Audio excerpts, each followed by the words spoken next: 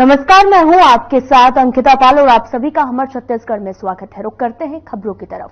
बीजापुर जिले के भैरमगढ़ में संचालित सामुदायिक स्वास्थ्य केंद्र में 30 अगस्त रात को भैरमगढ़ अस्पताल में कार्यरत वार्ड बॉय से अभद्र व्यवहार करने का मामला सामने आया, जहां पर भैरमगढ़ के स्थानीय निवासी मोटू उर्सा ने भी आपको बताते चले कि भैरमगढ़ स्वास्थ्य केंद्र वार्ड बॉय कर्मचारी रामचंद शोरी के साथ मारपीट की गई और जिसे लेकर आज भैरमगढ़ सामुदायिक स्वास्थ्य केंद्र के डॉक्टर और स्टाफ कर्मचारी एक दिवसीय धरना दे रहे हैं।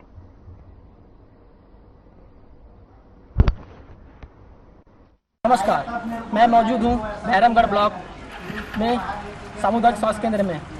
यहां पर जानेंगे आज डॉक्टरों ने और कर्मचारीगण ने एक दिन का धरना दिया है। किस विषय में धरना दिया उससे चर्चा करेंगे और विस्तार से जानेंगे।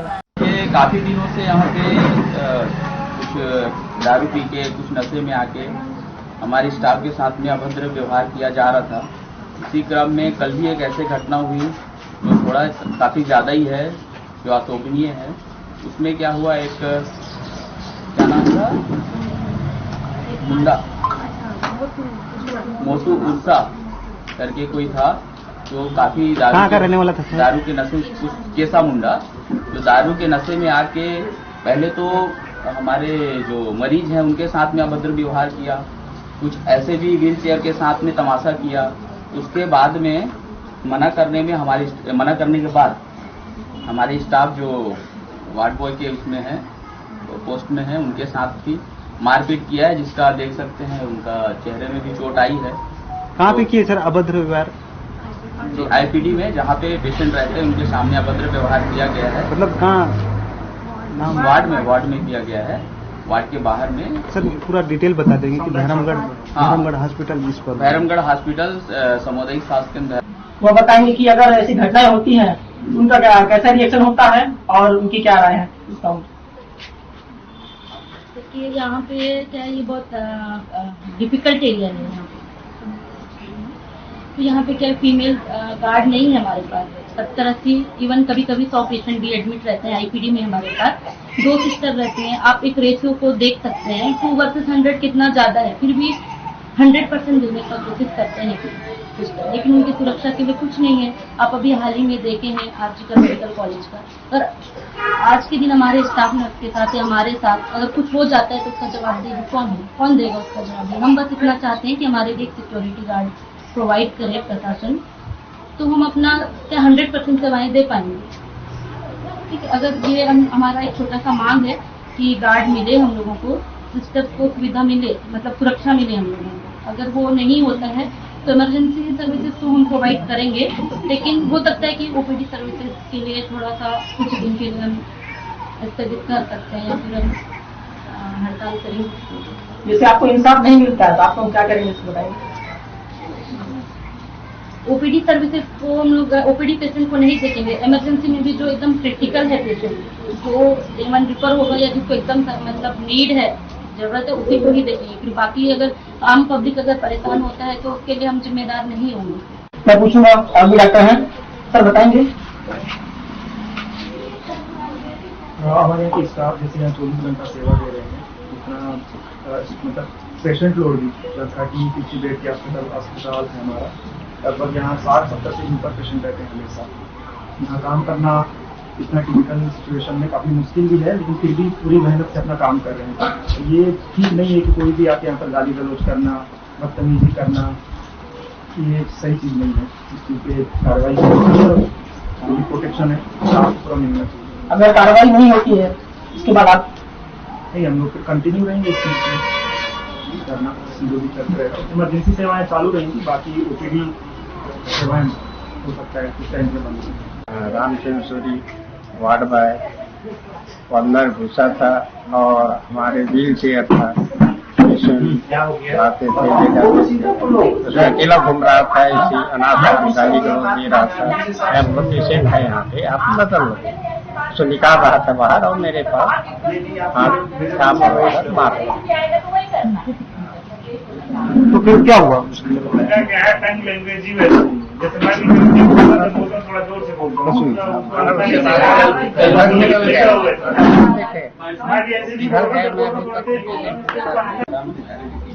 क्या हुआ? मैं वहाँ पानी पीने आया था तो चिल्ला घूम रहे थे, तो एक अंकल गए यहाँ क्या कीजिएगा, यहाँ बहुत पेशेंट है, तो बोले तो आपको पकड़ के खींच रहे थे, तो सीढ़ी के पास में नल है वो पास, फिर इन्हीं को दे दिए, पूरा उठते थे, तो फिर कोई सर पकड़े उसको, फिर बैठाए शांत।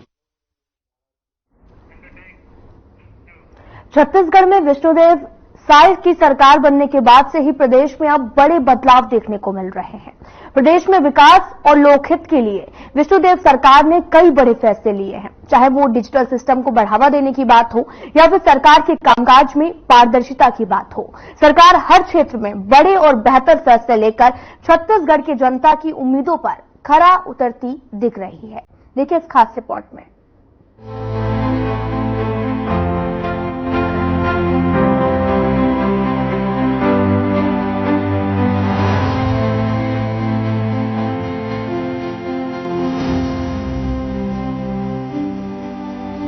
छत्तीसगढ़ में विष्णुदेव साय की सरकार बनने के बाद से ही प्रदेश में बड़े बदलाव देखने को मिल रहे हैं। प्रदेश में विकास और लोकहित के लिए विष्णुदेव सरकार ने कई बड़े फैसले लिए हैं, चाहे वो डिजिटल सिस्टम को बढ़ावा देने की बात हो या सरकार के कामकाज में पारदर्शिता की बात हो।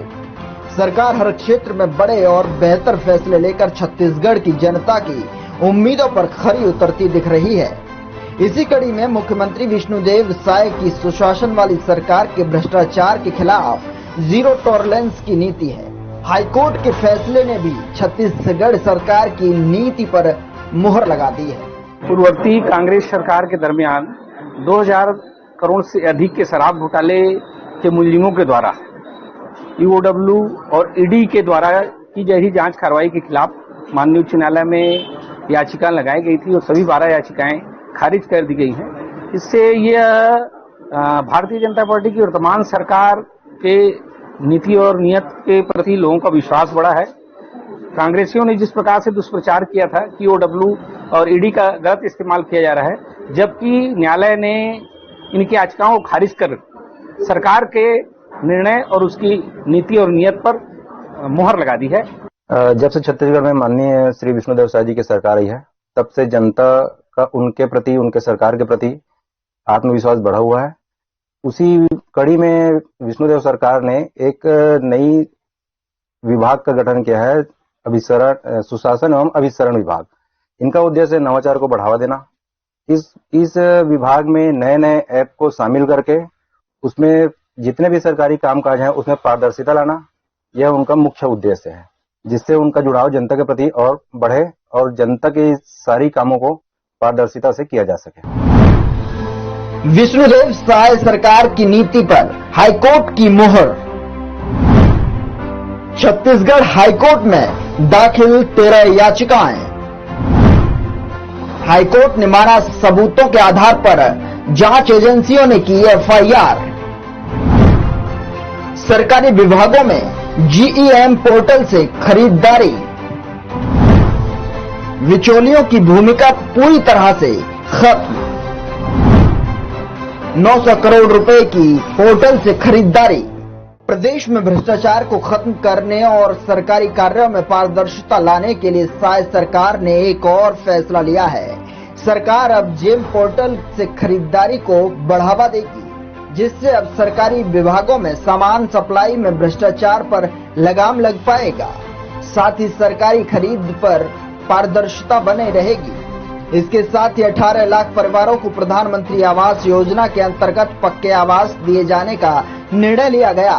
जब से छत्तीसगढ़ में भाजपा की सरकार बनी है, विष्णुदेव जी मुख्यमंत्री बने हैं, तब से उद्योगों के लिए अनेक प्रयास किए जा रहे हैं, जिसमें सिंगल विंडो सिस्टम सरकार का एक बहुत अच्छी पहल है।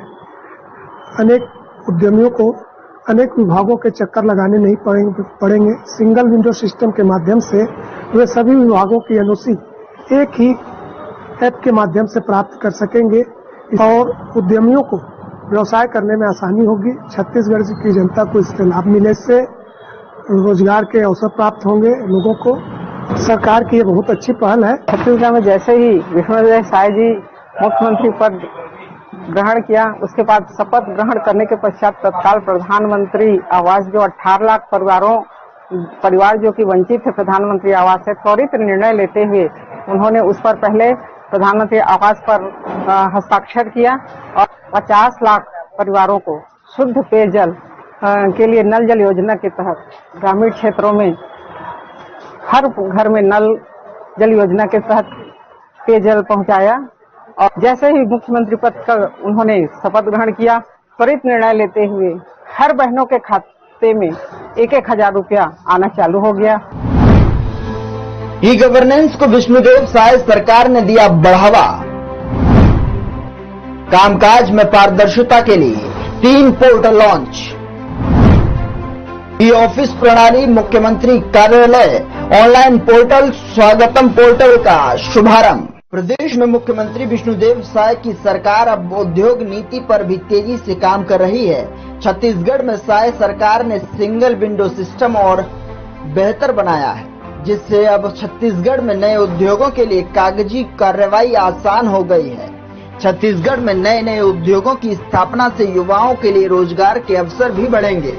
मुख्यमंत्री विष्णुदेव साय की सरकार ने भ्रष्टाचारियों पर कार्रवाई शुरू कर दी है, तो वहीं प्रदेश में अब तक के सबसे बड़े घोटाले में शामिल पीएससी घोटाला और महादेव सट्टा ऐप मामले में सरकार ने जांच सीबीआई को सौंपी है, जो लगातार आरोपियों के ठिकाने में छापेमारी करने का काम कर रही है। मुख्यमंत्री विष्णुदेव साय जी ने अभी वापस से जेम पोर्टल को एक्टिव करके अब जितने भी सरकारी सामान खरीदी किया जाता था, पहले ऑफलाइन खरीदी किया जाता था, उसको अब जेम पोर्टल के द्वारा ऑनलाइन खरीदी किया जाएगा, जिसके चलते लोगों के बीच पारदर्शिता रहेगी। और पहले की सरकार उसको ऑफलाइन करती थी तो क्या है, सब अपने अपने लोगों में काम बांट लेती थी, इससे और भी व्यापारियों को पार्टिसिपेट करने का मौका नहीं मिलता था। तो अब जेम पोर्टल की मदद से और भी जो बाकी व्यापारी भाई हैं हमारे, वो भी अब उसमें पार्टिसिपेट करके अपना सहभागिता कर सकते हैं। और इस विष्णुदेव साय जी के डिसीजन की वजह से बहुत सारे नए व्यापारियों को बहुत ही मदद मिलेगी अपने व्यापार को बढ़ाने के लिए। पूर्व सरकार के द्वारा जो भारी पैमाने भ्रष्टाचार हुआ था, उस पर साय सरकार द्वारा लगाम लगाने के लिए, भ्रष्टाचारियों पर लगाम लगाने के लिए कार्य किया जा रहा है। जैसे कि पीएससी घोटाला, महादेव सट्टा घोटाला, इस पर भी बड़ी संस्था सीबीआई द्वारा जांच कराया जा रहा है। इस पर लोगों की, छत्तीसगढ़ के वासियों को साय सरकार के प्रति विश्वास बढ़ रहा है। छत्तीसगढ़ में 8 महीने की मुख्यमंत्री विष्णुदेव साय की सरकार ने जो काम किए हैं, उससे लोगों में सरकार के प्रति विश्वास अब और मजबूत हो गया है। छत्तीसगढ़ में लोग कह रहे हैं कि मुख्यमंत्री विष्णुदेव साय के डबल इंजन की सरकार से अब छत्तीसगढ़ का स्वरूप तेजी से बदलेगा। Bureau report.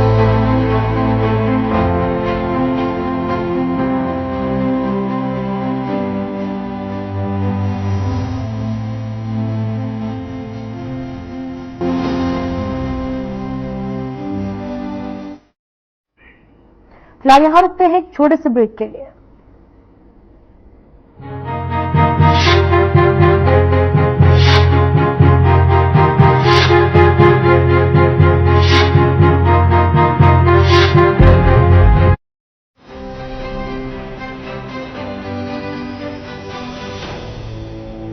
छत्तीसगढ़ में विष्णुदेव साय की सरकार बनने के बाद से ही प्रदेश में बड़े बदलाव देखने को मिल रहे हैं। प्रदेश में विकास और लोकहित के लिए विष्णुदेव सरकार ने कई फैसले लिए हैं, चाहे वो डिजिटल सिस्टम को बढ़ावा देने की बात हो या सरकार के कामकाज में पारदर्शिता की बात। सरकार हर क्षेत्र में बड़े और बेहतर फैसले लेकर छत्तीसगढ़ की जनता की उम्मीदों पर खरी उतरती दिख रही है। और इसी कड़ी में मुख्यमंत्री विष्णुदेव साय की सुशासन वाली सरकार के भ्रष्टाचार के खिलाफ जीरो टॉलरेंस की नीति है। हाईकोर्ट के फैसले ने भी छत्तीसगढ़ सरकार की नीति पर मुहर लगा दी है। पूर्ववर्ती कांग्रेस सरकार के दरमियान 2000 करोड़ से अधिक के शराब घोटाले के मुलजिमों के द्वारा ईओडब्ल्यू और ईडी के द्वारा की जा रही जांच कार्रवाई के खिलाफ माननीय उच्च न्यायालय में याचिका लगाई गई थी और सभी 12 याचिकाएं खारिज कर दी गई हैं। विष्णुदेव सरकार ने एक नई विभाग का गठन किया है, अभिसरण, सुशासन एवं अभिसरण विभाग। इनका उद्देश्य नवाचार को बढ़ावा देना। विष्णुदेव साय सरकार की नीति पर हाईकोर्ट की मुहर। छत्तीसगढ़ हाईकोर्ट में दाखिल 13 याचिकाएं। हाईकोर्ट ने माना सबूतों के आधार पर जांच एजेंसियों ने की एफआईआर। सरकारी विभागों में जीएएम पोर्टल से खरीदारी। बिचौलियों की भूमिका पूरी तरह से खत्म। 900 करोड़ रुपए की जीईएम पोर्टल से खरीदारी। प्रदेश में भ्रष्टाचार को खत्म करने और सरकारी कार्यों में पारदर्शिता लाने के लिए साई सरकार ने एक और फैसला लिया है। सरकार अब जेम पोर्टल से खरीदी को बढ़ावा देगी, जिससे अब सरकारी विभागों में सामान सप्लाई में भ्रष्टाचार पर लगाम लग पाएगी। इसी के साथ ही 18 लाख परिवारों को प्रधानमंत्री आवास योजना के अंतर्गत पक्के आवास दिए जाने का निर्णय लिया गया। ई गवर्नेंस को विष्णुदेव साय सरकार ने दिया बढ़ावा। कामकाज में पारदर्शिता के लिए 3 पोर्टल लॉन्च। ई ऑफिस प्रणाली, मुख्यमंत्री कार्यालय ऑनलाइन पोर्टल, स्वागतम पोर्टल का शुभारंभ। प्रदेश में मुख्यमंत्री विष्णुदेव साय की सरकार अब उद्योग नीति पर भी तेजी से काम कर रही है। छत्तीसगढ़ में साई सरकार ने सिंगल विंडो सिस्टम को और बेहतर बनाया है, जिससे अब छत्तीसगढ़ में नए उद्योगों के लिए कागजी कार्रवाई आसान हो गई है। मुख्यमंत्री साय के जनता के हित में लिए गए फैसले का असर भी अब दिखने लगा है।